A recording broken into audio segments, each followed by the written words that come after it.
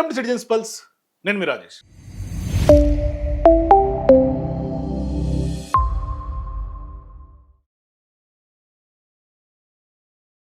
మనం గత కొంతకాలంగా అనేక సందర్భాల్లో మూసీ సంబంధించి మనం చాలాసార్లు మాట్లాడుకున్నాం.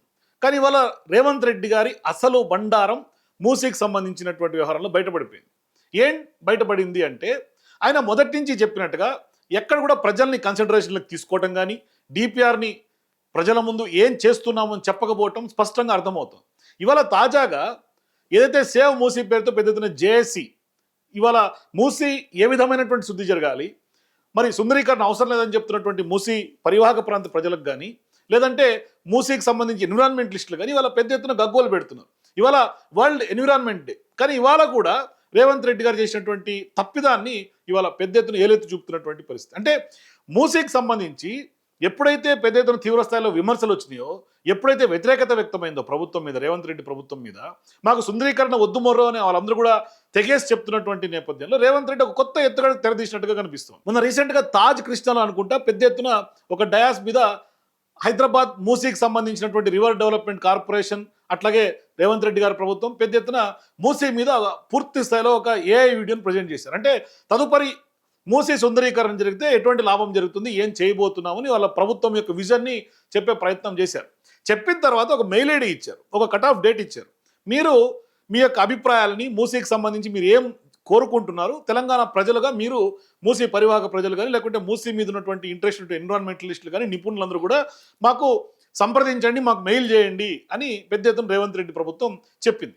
సరే, వీళ్ళందరూ ఏమనుకున్నారంటే నిజంగానే రేవంత్ రెడ్డి గారు మా యొక్క సూచనలు సలహాలు తీసుకుంటారేమో, వింటారేమో అని చాలామంది భ్రమపడ్డారు. కానీ అసలు వాస్తవం ఏంటంటే, మీరు ఎన్ని మెయిల్లు పెట్టినా, ఏం సలహాలు ఇచ్చినా, ఏం సూచనలు ఇచ్చినా, మీకు రేవంత్ రెడ్డి గారి ప్రభుత్వం నుంచి వచ్చే రిప్లై మాత్రం కామన్గా ఆటోమేటెడ్ జనరేటెడ్ మెసేజ్. అంటే అందరికీ ఒకటే రిప్లై వస్తుంది. అది ఏఐ జనరేటెడ్, వాళ్ళు ఒక క్రియేట్ చేసి పెట్టారు ఒక ప్లాట్ఫామ్.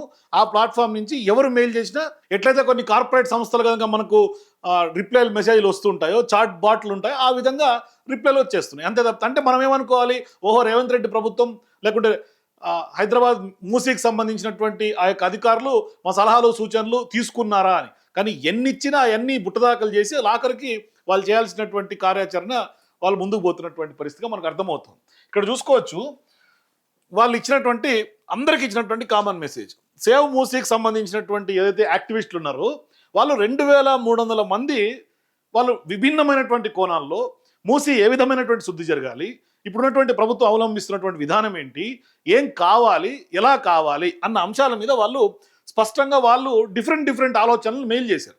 కానీ వాళ్ళకి అందరికీ 2300 మందికి వచ్చినటువంటి రిప్లై మాత్రం common reply. Dear sir, madam, your suggestions are well received. Further, it is to inform that the entire catchment area of the Moosi has been covered as a part of hydrology study. Hyderabad Metropolitan Water Supply and Sewage Board has clear comprehensive sewage master plan. After implementation, no untreated wastewater is released into Moosi River. Out of 21 STPs, several are completed and the remaining STPs are nearing to completion. Further, 39 STPs, 972 MLD capacity are also being taken up under Amrut 2.0 to take care of the river. The process of EIA is already initiated through SEIA application number so and so. Subsequently, TOR is issued on 10/11/2025 by SEIA. Based on the TOR, the EIA study అంటే economical assessment study అనుకుంటున్నా తెలిసి, EIA study is in progress in a scientific manner. All relevant aspects relating to planning, implementation and compliance are being examined comprehensively to ensure effective execution and long-term sustainability of the proposed work. Further action will be taken in accordance with the prescribed procedures and approvals while maintaining continuous coordination with all stakeholders to facilitate timely progress and achievement of the intended activities. మరి అట్లాగే ఫైనల్గా the project proposals include a mix of nature-based solutions and flood mitigation components, ensuring that biodiversity impact is minimized and ecological aspects are duly considered in the design. The reply is provided with the approval of the competent authority. ఇది ఎవరేం గగ్గోలు పెట్టినా, ఎవరెన్ని సూచనలు చేసినా వాళ్ళు చెప్పాల్సినటువంటి సమాధానం ఒకటి, మేము స్టడీ చేస్తున్నాం, మేము రిపోర్ట్ తయారు చేసుకుంటున్నాం, మేము కోఆర్డినేట్ చేస్తాం, స్టేక్ హోల్డర్ని కన్సిడర్ చేస్తాం. స్టేక్ హోల్డర్ని కన్సిడర్ చేస్తున్నామని చెప్తున్నటువంటి రేవంత్ రెడ్డి ప్రభుత్వానికి, లేకుంటే ఆ కాంపిటెంట్ అథారిటీకి ఎక్కడ స్టేక్ హోల్డర్స్ కలుపుకొని పోతున్నట్టు కనిపిస్తోంది? వాళ్ళ మీద బుల్డోజ్ చేస్తున్నట్టుగా వ్యవహారం కనిపించట్లేదా? ఐడియాస్ ఎక్స్చేంజ్ చేసుకోవాలి కదా. ఇంత భారీ స్థాయిలో ప్రాజెక్టు శ్రీకారం చుట్టి, సో అక్కడ మూసీకి సంబంధించినటువంటి ప్రజలు కానీ అక్కడ ఉన్నటువంటి అందరూ కూడా మాకు సుందరీకరణ వద్దు, కేవలం శుద్ధి జరగాలి అని మాత్రమే కోరుతుంటే, కానీ ప్రభుత్వం మాత్రం వాళ్ళు ఏమనుకుంటే అది చేస్తున్నట్టుగా కనిపిస్తుంది. కాబట్టి ఇట్లాంటి కామన్ మెసేజ్లు పెట్టేస్తున్నటువంటి పరిస్థితి. అట్లాగే వాళ్ళు ఇచ్చారు సేవ్ మూసీ మూమెంట్కి సంబంధించినటువంటి జేఏసీ ఏమి ఇచ్చారంటే, the save Musi movement mobilised a massive public campaign delivering 2,300 individual, legally and scientifically grounded emails directed to the government during this open consultation period.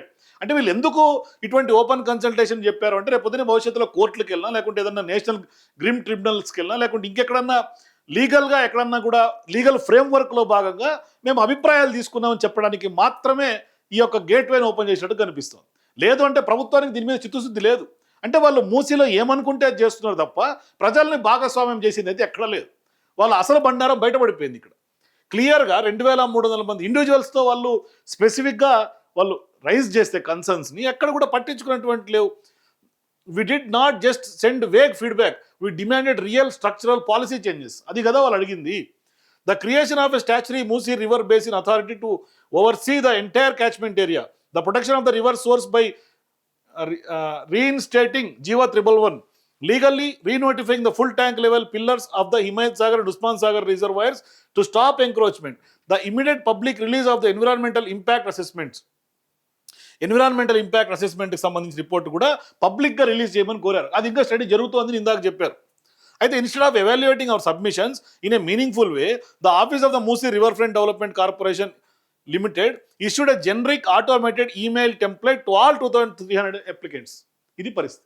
అందరికీ ఒకటే రిప్లై ఆటోమేటెడ్ జనరేటెడ్ మెసేజ్లు కొట్టిపడేశారు అంతే. మేము ఇక మనమందరం ఏమనుకోవాలంటే, అబ్బా రేవంత్ రెడ్డి గారు ప్రభుత్వం సూచనలు తీసుకుని సలహాలు తీసుకుందని మిగతా ప్రజలందరూ భ్రమపడాలి. కానీ వీళ్ళు సేవ్ మూసీకి సంబంధించిన వాళ్ళే 2,300 మంది చేశారంటే మూసీ పరివాహక ప్రజలు ఎంతమంది మెయిల్స్ చేసి ఉంటారు? ఇవాళ రేపు మెయిల్ వాడటమైనా లేకుంటే ప్రభుత్వానికి వాళ్ళ యొక్క సూచనలు ఇవ్వడం పెద్ద విషయం ఏమీ కాదు. మెయిల్స్ అందరూ చేయొచ్చు. ఓపెన్ ఫోరంలో పెట్టినప్పుడు కొన్ని లక్షల మెయిల్స్ పోయి ఉంటాయి. ఈ పాటికి వాళ్ళందరికీ అయ్యే మెసేజ్లు వచ్చి ఉంటాయి. వీళ్ళు ఈ యొక్క యాక్టివిస్ట్ 2,300 మెసేజ్లు పంపించారంటే, వాళ్ళు భిన్న కోణాలు టెక్నికల్గా క్వశ్చన్స్ అడిగారంటే వాళ్ళకి కామన్ రిప్లై అందరికీ సేమ్ రిప్లై వచ్చింది అంటే, ఈ యొక్క ప్రభుత్వం యొక్క చిత్తశుద్ధిని మనం ఒకసారి ఖచ్చితంగా అర్థం చేసుకోవాల్సినటువంటి అవసరం. అంటే మూసీ పట్ల రేవంత్ రెడ్డి ప్రభుత్వానికి ఎటువంటి చిత్తశుద్ధి ఉంది, వాళ్ళ జెండా ఏంటి అనేది స్పష్టంగా అర్థమైపోతుంది. Instead of evaluating, this response is deliberate evasion of administrative accountability. Here is the breakdown of how the government is trying to mislead the public. వాళ్ళు ఎట్లా మిస్లీడ్ చేస్తున్నారు కూడా వీళ్ళు కొన్ని పాయింట్స్ ఇచ్చారు. అట్లాగే ప్రభుత్వంలో ఉన్నటువంటి అధికారుల యొక్క అకౌంటబిలిటీ కూడా ఇప్పుడు పెద్ద క్వశ్చన్ మార్క్ రైజ్ చేయాల్సినటువంటి అవసరం ఉంది. Our preliminary demand was the creation of a unified Musi river basin authority and protection of the upper catchment GO number 111 and FTL reservoir pillars. The government's reply completely ignores these points. You cannot save a river by building a concrete pre-made in Hyderabad while allowing its ecological sources to be destroyed by real estate commercialization outside the city. అంటే క్లియర్గా మీరు concrete jungle లాగా కేవలం రెండు వైపులా పెద్ద ఎత్తున కాంక్రీట్తో కట్టేస్తే ఎకలాజికల్ ఇంబ్యాలెన్స్ క్రియేట్ చేస్తే కరెక్ట్ కాదు అనేది వీళ్ళు చెప్తున్నారు. ముందు FTLకి సంబంధించి వ్యవహారాన్ని తేల్చాలని కోరుతున్నారు జీవో 111 ద్వారా. అట్లాగే the phase of a public consultation without an EIA. In their reply, MRDCL admits that the environmental impact assessment study is still in progress. ఇందాక నేను చెప్పినట్టుగా అప్లికేషన్ నెంబర్ కూడా పెట్టారు.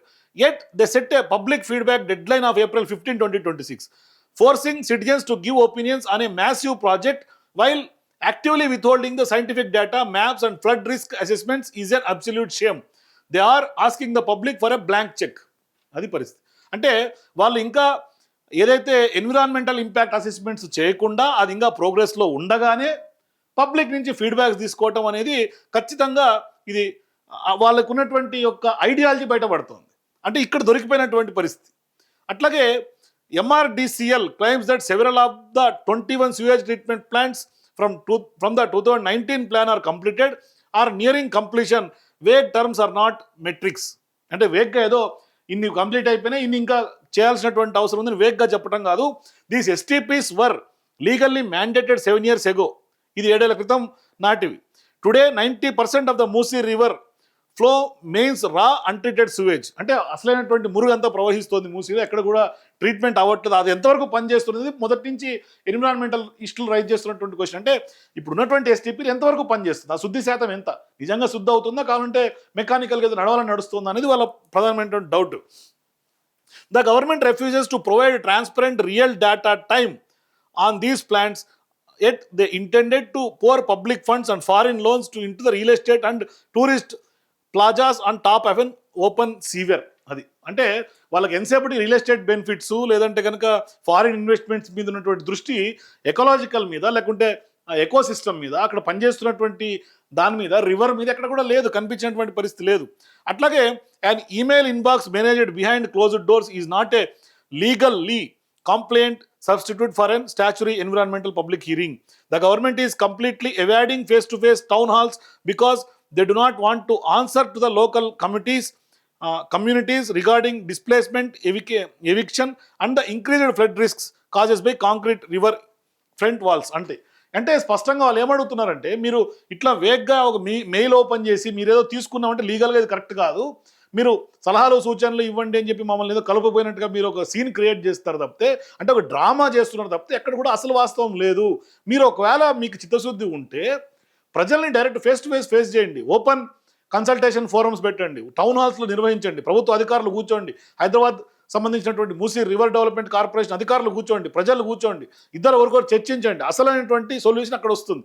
అంతే తప్పనించి ప్రభుత్వం సమాధానం చెప్పలేక తోక ముడిచి ఇవాళ ఇట్లా వాళ్ళకి కేవలం ఒక కామన్ ఈమెయిల్ పెట్టేసి అందరికీ అయిపోయిందని చేతులు దులుపుకున్నటువంటి పరిస్థితి. మేము ఆల్రెడీ అందరిని తీసుకున్నాం, ఒపీనియన్లు తీసుకున్నాం, మేము ఆల్రెడీ వాళ్ళకి రిప్లైలు కూడా ఇచ్చేసామని ఒక డ్రామా క్రియేట్ చేయడం తప్ప అసలు బండారం అయితే మాత్రం ఇక్కడ ప్రజల్ని వాళ్ళకు ఉన్నటువంటి డౌట్లను కానీ వాళ్ళకి సంబంధించినటువంటి అక్కడ డిస్ప్లేస్మెంట్ కానీ లేదంటే కనుక వాళ్ళకి సంబంధించినటువంటి ఎవిక్షన్ అంటే వాళ్ళని తరలించే విధానమైనా లేకుంటే వాళ్ళకి ఏం న్యాయం చేస్తుంది ప్రభుత్వం, ఇవన్నీ కూడా అన్ని డౌట్లే, ఇప్పటికి కూడా డౌట్లే.